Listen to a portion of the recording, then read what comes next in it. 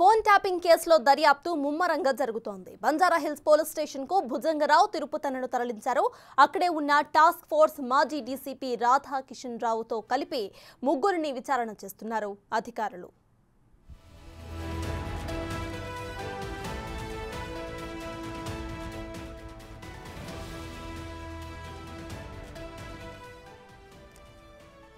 SIB OSD T Prabhakar Rao నేతృత్వంలోని team వ్యవహారాల్లో రాధాకృష్ణరావుకు కీలక పాత్ర ఉన్నట్లు తెలుస్తోంది.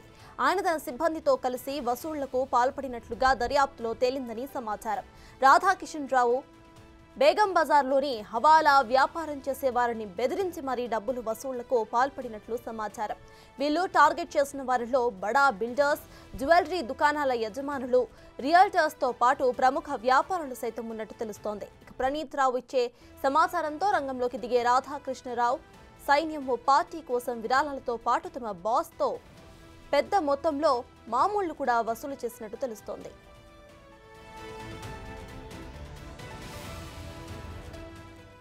ఐపీఎస్, ఐఏఎస్లపై ప్రణీత్ రావు టీం నిఘా పెట్టినట్టు గుర్తించింది దర్యాప్తు బృందం.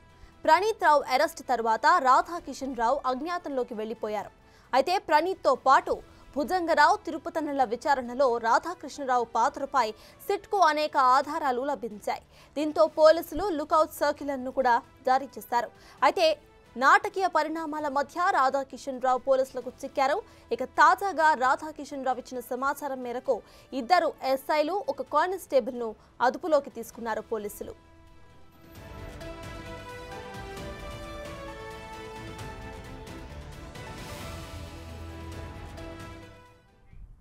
ఈ ఫోన్ ట్యాపింగ్ కేసు గురించి ఫ్రెష్ అప్డేట్స్ ను మా ప్రతినిధి సురేష్ బంజారాహిల్స్ పోలీస్ స్టేషన్ నుండి లైవ్ లో అందించడానికి సిద్ధంగా ఉన్నారు. సురేష్, చెప్పండి, ఈ ఫోన్ ట్యాపింగ్ కేసు అయితే రోజుకు ఒక మలుపు తిరుగుతుందని చెప్పాలి. సో ప్రెజెంట్ అప్డేట్స్ ఏంటి?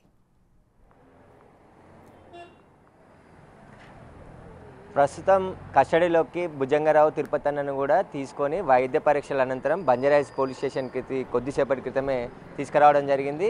రాధాకిషన్ రావు కూడా ఇప్పుడు బంజారాహిల్స్ పోలీస్ స్టేషన్లోనే ఉన్నారు. ముగ్గురిని కలిపి విచారిస్తున్నారు దర్యాప్తు బృందం అధికారులు. ప్రస్తుతం బంజారాహిల్స్ పోలీస్ స్టేషన్లో మొదటి అంతస్తులో ముగ్గురిని కూర్చోబెట్టి అక్కడ వారికి సంబంధించిన వివరాలన్నిటిని కూడా అడిగి తెలుసుకుంటున్నారు. కాబట్టి వీళ్ళ 2 గంటల పాటు విచారించి లంచ్ తర్వాత రాధాకృష్ణని న్యాయమూర్తి నివాసంలో తీసుకెళ్లి హాజరుపరిచే అవకాశం కనబడుతుంది. ఎందుకంటే వీరికి ముగ్గురు కలిపి సంబంధించిన విషయాలు కొన్ని ఉన్నాయి కాబట్టి వారికి సంబంధించి పూర్తి దర్యాప్తు ప్రస్తుతం కొనసాగుతుంది. అయితే రాధాకృష్ణరావుకు సంబంధించి ఎవరెవరిని బెదిరింపులకు పాల్పడ్డాడు, ఎన్ని డబ్బులు కలెక్ట్ చేశాడు అనే దానిపైన ముఖ్యంగా విచారిస్తున్నారు. ఎందుకంటే గతంలోనే కస్టడీలో రాధాకృష్ణరావుకి సంబంధించి భుజంగరావు, అదేవిధంగా తిరుపతన్నకు సంబంధించిన వివరాలన్నిటిని కూడా ప్రణీత్ రావు వెల్లడించింది కాబట్టి వాటి ప్రశ్నలన్నిటిని కూడా ఇప్పుడు అడుగుతున్నారు. వారికి సంబంధించి పూర్తి విచారణ స్టేట్మెంట్ కూడా రికార్డ్ చేస్తున్నారు. అయితే భుజంగరావు, తిరుపతన్నకు సంబంధించిన న్యాయవాదులు కూడా లోపటే ఉన్నారు. వారి సమక్షంలోనే ఈ కస్టడీ విచారణ జరుగుతుంది. అయితే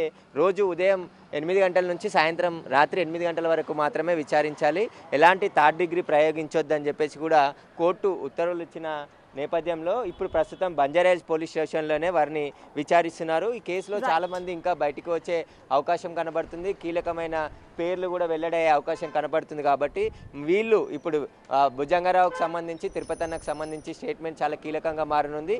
రాజకీయ నాయకులకు కూడా నోటీసులు ఇచ్చి ఇప్పుడు విచారణకు పిలిచే అవకాశం ఉంది. 5 రోజుల పాటు బంజారాహిల్స్ పోలీస్ స్టేషన్లోనే వీరిని విచారించనున్నారు. Right, thank you Suresh.